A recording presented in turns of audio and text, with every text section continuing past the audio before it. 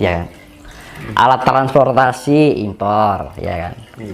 Alat komunikasi impor, ajaran impor. Apa yang nggak diimpor kan gitu. Tapi keberadaan kekayaan yang dimiliki oleh Jawa sendiri, nggak hanya ajarannya, alamnya, ajarannya itu juga murni kan gitu. Nah, kadang-kadang orang kita Nusantara itu kurang kreatif gitu loh. Apa-apa serba impor, ya kan. Jadi terlalu lama larut dengan ketergantungan dengan negara lain. Bahwa kita kekayaan alam kita sudah lengkap, nggak kita manfaatkan, malah diekspor, ya kan. Masalah obat-obatan, loh, yang ada di sini nggak ada di luar negeri, ya kan. Tapi orang sekarang mengimpor dari jamu obat-obatan kimia dari negeri lain, contohnya vaksin. Nah, gue racun kan gitu kan. Sebenarnya nggak usah itu pakai kemampuan tradisional herbal di Nusantara ini, kalau mau ya banyak gitu loh. Nggak usah impor Mas ya. Nah, seharusnya kayak petinggi-petinggi ini mengumpulkan para tabib Nusantara gitu misalkan. Para tabib-tabib dari Kalimantan, Jawa, Bali, Lombok, Sumatera, jadikan satu. Tabib-tabib ini,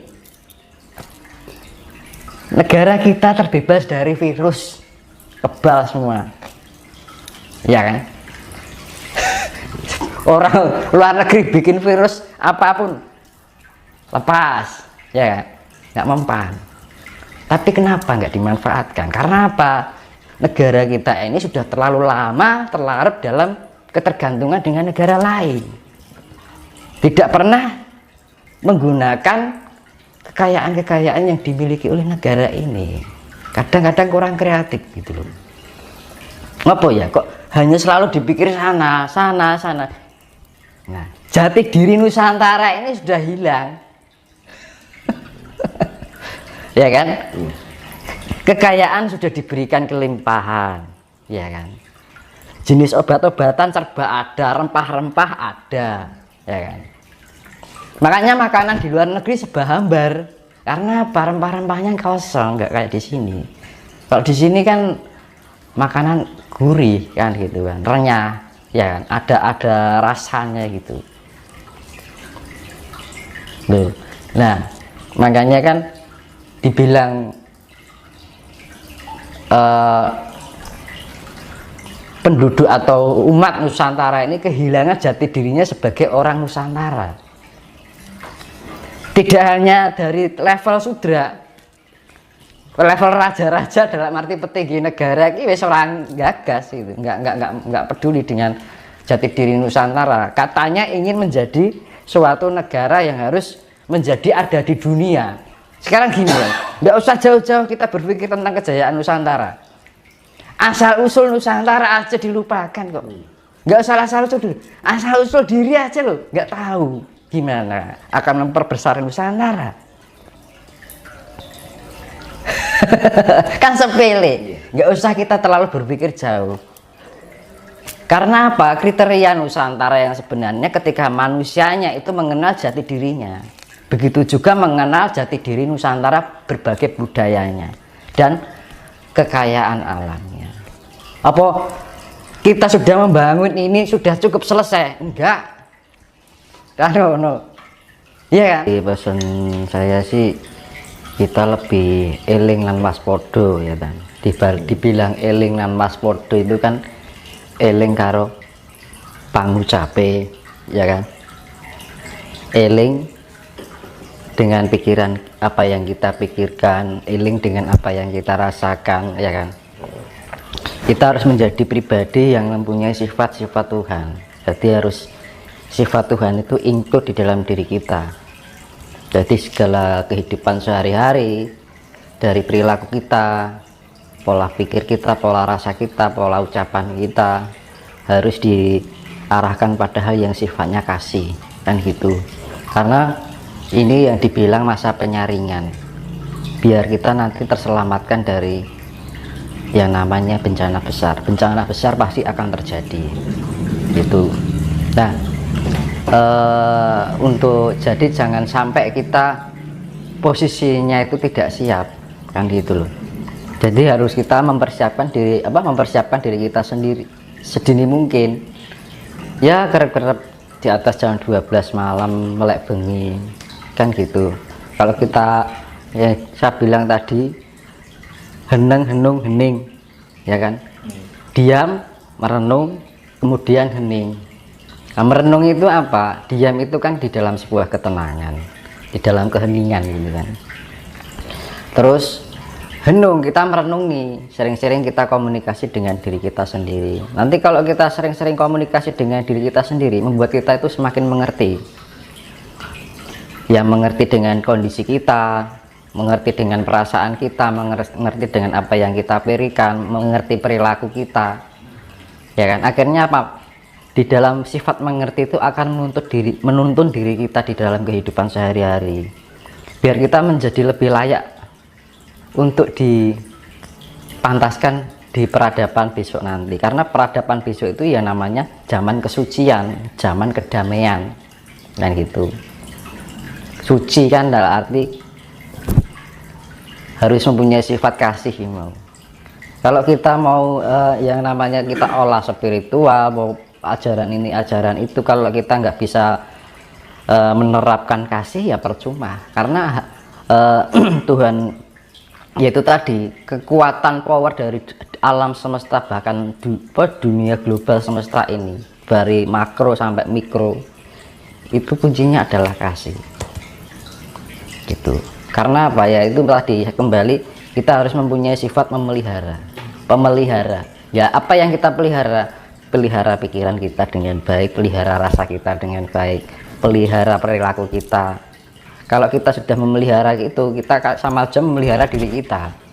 Nah, ketika kita memelihara diri kita bagian dari istilahnya memelihara alam semesta ini, mewakili gitu kan, dari diri kita sendiri.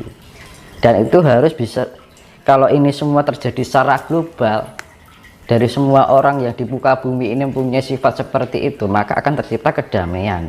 Tapi secara global ini masih antara sifat buruk dengan sifat damai ini masih condong ke buruknya, ya nggak akan mungkin tercipta kedamaian. Makanya kan jalan satu-satunya ketika ibaratnya gini, kalau bahasa Jawa, hamenangi zaman edan ewo hayo ing pambudi jantraning jagat wis pinasti, ya kan. Jadi kan hamenangi zaman edan, ya zaman gila ini yang gitu.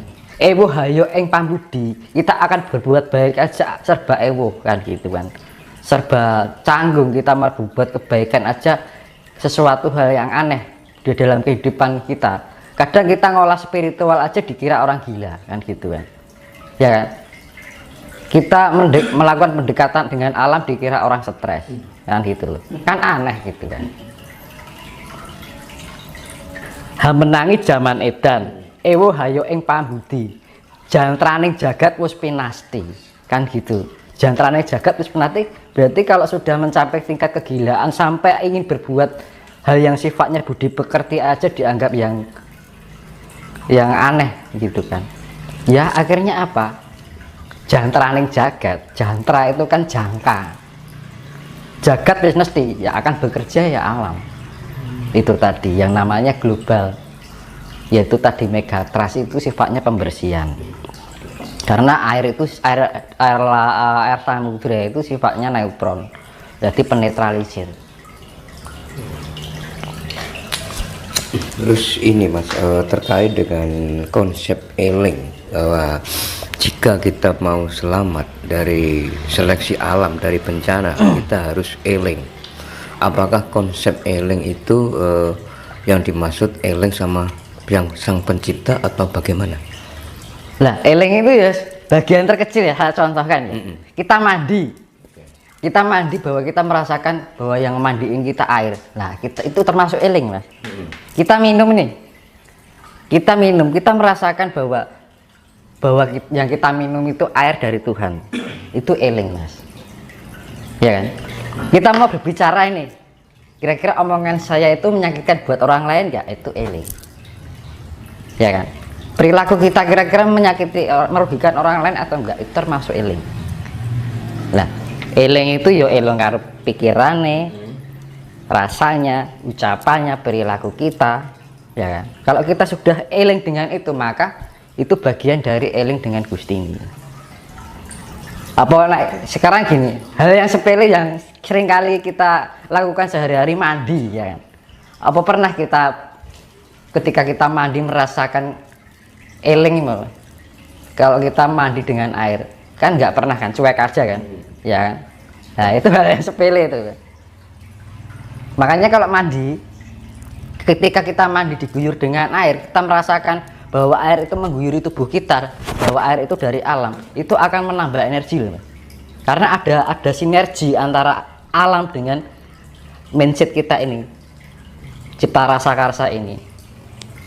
Dan itu akan membangkitkan energi di dalam diri kita. Sepele kan? Mandi itu juga disadari loh. Makan pun juga, ketika makan itu kita sadari. Ini nasi ini dari hasil bumi. Saya sadari kita setiap makan nih, jangan asal makan aja gitu kan. Tapi kita rasakan ketika masuk ke rohani. Nah ini akan sinergi nanti dari kekuatan bumi yang masuk ke tubuh kita. Itu akan membangkitkan energi. Sebenarnya gitu. Kalau kita ya dari namanya eling itu kan menyadari. Ya. Rasa rumongso itu eling. Dan waspada juga lagi, waspada dengan ucapan kita. Ya sama aja sebenarnya.